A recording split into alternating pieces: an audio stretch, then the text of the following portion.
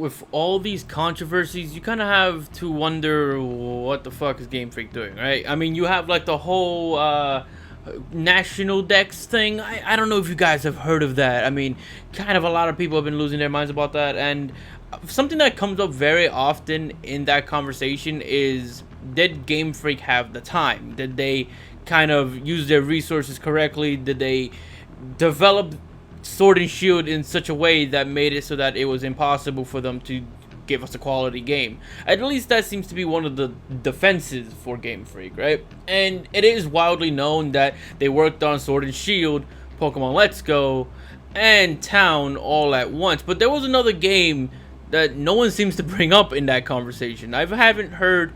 Maybe you guys know this game, and I'm sure, you know, there's a good amount of people out there who are familiar with this game, but I haven't really seen many people bring it up when talking about games that Game Freak has developed. And that might be because that this seems like the kind of game that could be made by like a team of like 2 to 5 people. I don't know how big the team was, but it was in fact developed by Game Freak. It was released on other systems other than the Switch, being the PlayStation, Xbox, and Steam. And that's Giga Wrecker, or as it is known on the release that I currently have, Giga Wrecker Alt. This game is interesting. It is actually, in fact, developed by Game Freak, so I can, you know, say that. I got the limited run copy, as you can see in the little corner. It is an interesting game. It is basically a platformer, but it is more of a puzzle game than a platformer, actually. Puzzle platformer. There you go. Wow. Easy. Genre defined. It's kind of like a weird physics-based platformer. I mean, I've played physics-based puzzle games before, but this is like a puzzle platformer physics-based thing. You kind of break these blocks, and then when you break the blocks, they kind of like, they'll, I don't know, swing around back and forth. They'll make a gap. You can kind of press the R button to recall it and kind of form a ball with them, or a block to make a platform for yourself. And the game does get more complex as it goes on. I think the game has really nice artwork too. I'll probably put some of it on screen now so you guys can see it, and also some gameplay while I'm at it. And you know, the thing with Giga Wrecker is that Giga Wrecker, when everyone talks about Game Freak working on separate games, Giga Wrecker was released in I think originally on Steam in 2017, which would mean that this only released like a little bit before Let's Go. I think they might have, it's possible they could have been working on Let's Go, Pokemon Sword and Shield, Giga Wrecker, and Town all at the same time, which is 4 projects for a team of, what is it, I think 140 something people. The thing is that I can see Town taking a good amount of power on Game Freak's end, but Giga Wrecker, I don't really think so.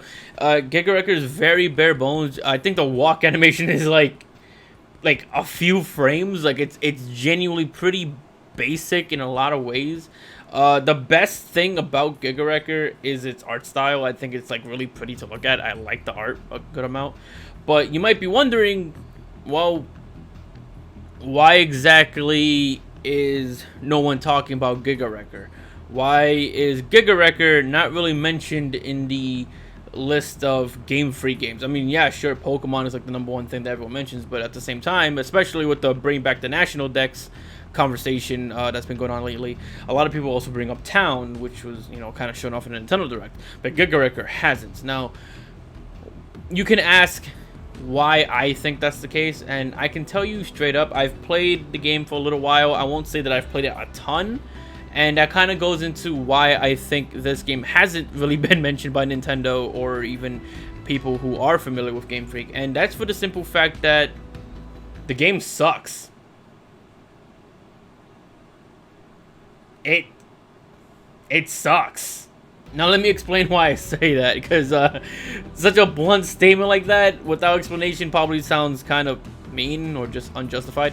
But to be honest with you guys, this game is not good. It's just not. And the art style is really nice, and I wish the game was good, but this game needs a good amount of work to make it better. I know the alt version, because there's Giga Wrecker and then there's Giga Wrecker Alt. I know Alt added a good amount of things to kind of like improve the game. They added like some like little mascot character that'll help with the puzzles and make it a little easier for players jumping in and whatnot.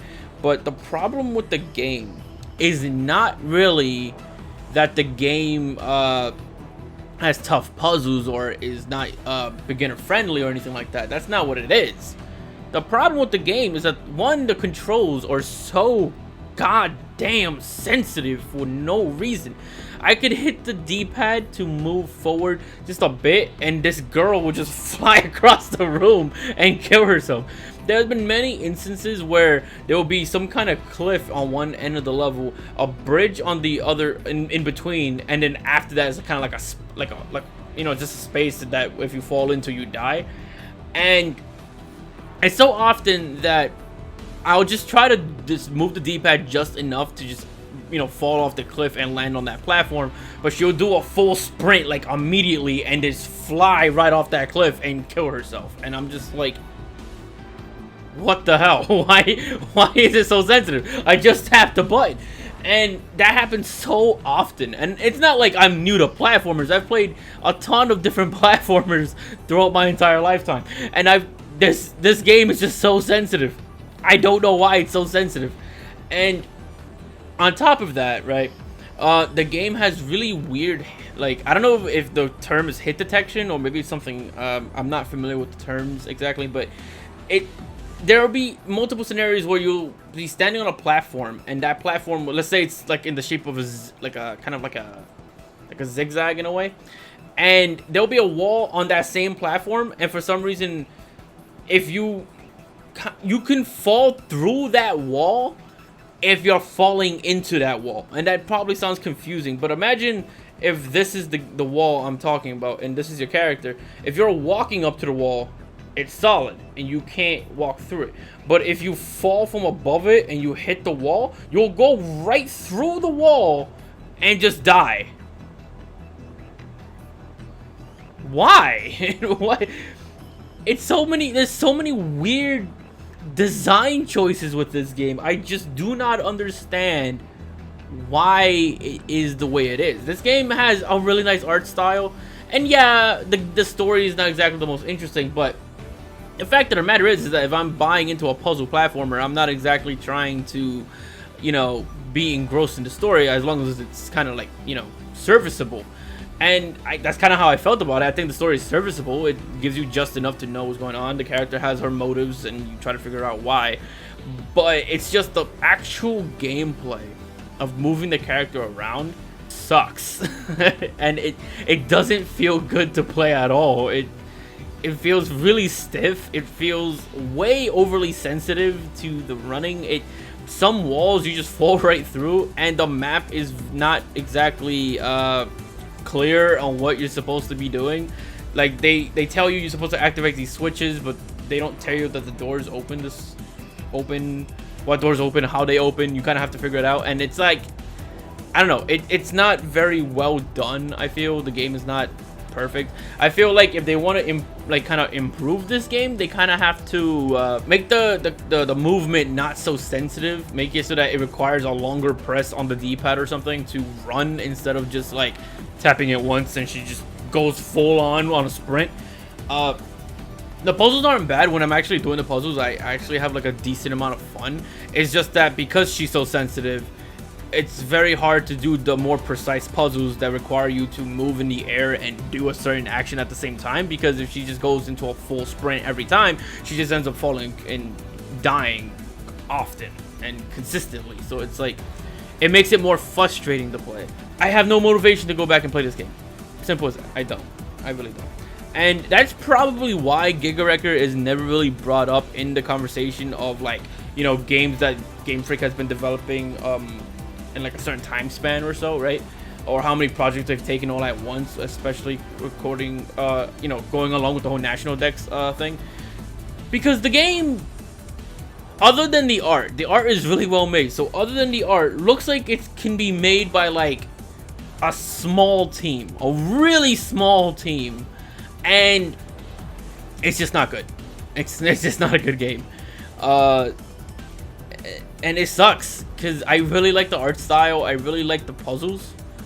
I like the ideas they have, but it's just it really, I hate controlling the character in that game. I just really do.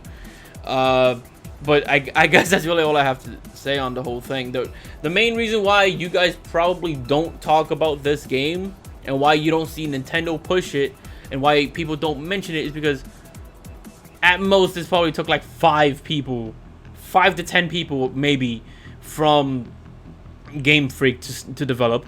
So it's not relevant to the conversation probably, right? Nintendo doesn't push it because they're probably aware that it sucks too.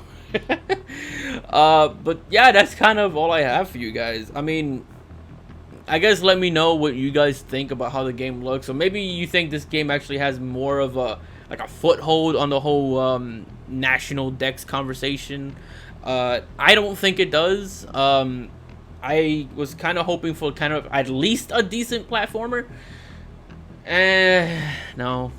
I really don't see myself going back to this game, and that really sucks. I was really interested in it, but yeah, I mean, there's not much you can do about that, right? That's probably why you don't hear about Giga Wrecker in like most instances. But yeah, take care, and I'll see you guys in the next one.